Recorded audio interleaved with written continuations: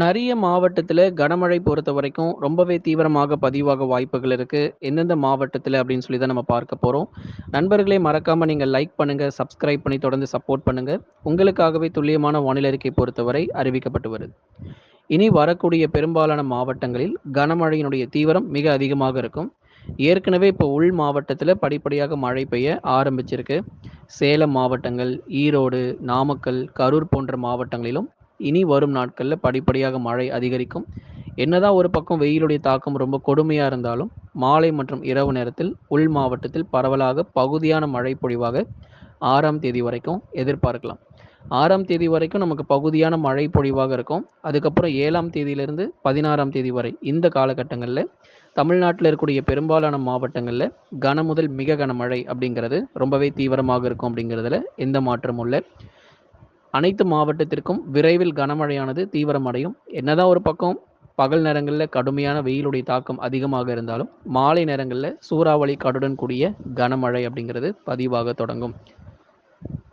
மிக கனமழை பொறுத்தவரை மேற்கு தொடர்ச்சி மலையொட்டிய மாவட்டத்தில் எதிர்பார்க்கலாம்.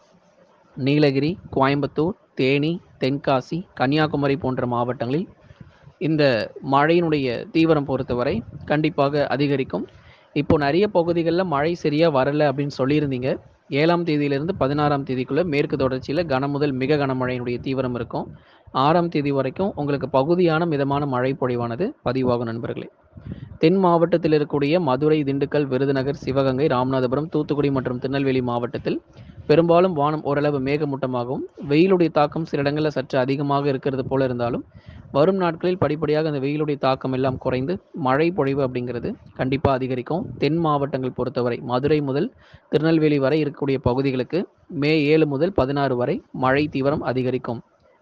டெல்டா மாவட்டங்கள் தஞ்சை, நாகை, திருவாரூர், அரியலூர், பெரம்பலூர், திருச்சி மற்றும் புதுக்கோட்டை உள்ளிட்ட மாவட்டங்களில் பெரும்பாலான பகுதிகளில் வெயிலுடைய தாக்கம் பகல் நேரங்களில் ரொம்ப தீவிரம். 42 டிகிரி செல்சியஸ் வரைக்கும் டெல்டா மாவட்டத்தில் வெப்ப அலை வீச வாய்ப்பு இருக்குது. அதே போல் திருச்சி, புதுக்கோட்டை உள்ளிட்ட மாவட்டங்கள், மணப்பாறை உள்ளிட்ட இடங்கள்லாம் கடுமையான வெயிலுடைய தாக்கம் இருக்கும். உள் மாவட்டங்களிலும் இந்த வெயிலுடைய வெப்பநிலை ரொம்ப தீவிரமாக இருந்தாலும் மழை பொழிவுகள் டெல்டாவில் அடுத்த வாரத்தில் கனமழை ரொம்ப தீவிரமடையும். அப்போ கிட்டத்தட்ட தமிழ்நாட்டில் இருக்கக்கூடிய எல்லா மாவட்டங்களுக்குமே மழை வாய்ப்பு இருக்குது. சென்னை, திருவள்ளூர், காஞ்சிபுரம், செங்கல்பட்டு, விழுப்புரம், கடலூர், புதுச்சேரி மற்றும் காரைக்கால், கள்ளக்குறிச்சி ஆகிய பகுதிகளுக்கும் பகல் நேரங்களில் அடுத்து வரக்கூடிய 2 தினங்களுக்கு வெயிலின் தாக்கம் அதிகமாக இருக்கும். அதுக்கப்புறம் இங்கேயும் நமக்கு மழை வர தொடங்கிடும். ஆகவே தென்மேற்கு பருவமழை இந்த மாத இறுதியில் நமக்கு தீவிரம் அடையும் போது அனைத்து மாவட்டத்திற்கும் மிகச்சிறப்பான மழை கொடுத்து கேரள மற்றும் கர்நாடக மாநிலங்களிலும் கனமுதல் மிக கனமழையாகும். பருவமழை தீவிரமடைந்த பிறகு அதிகனமழையினுடைய தீவிரத்தையும் நம்ம பார்க்க போகிறோம். நண்பர்களே மறக்காமல் நீங்கள் லைக் பண்ணுங்கள், எல்லாருமே சப்ஸ்கிரைப் பண்ணுங்கள். அடுத்து வரக்கூடிய நாட்களில் தீவிரமான மழை பொழிவை பார்க்க போகிறோம்.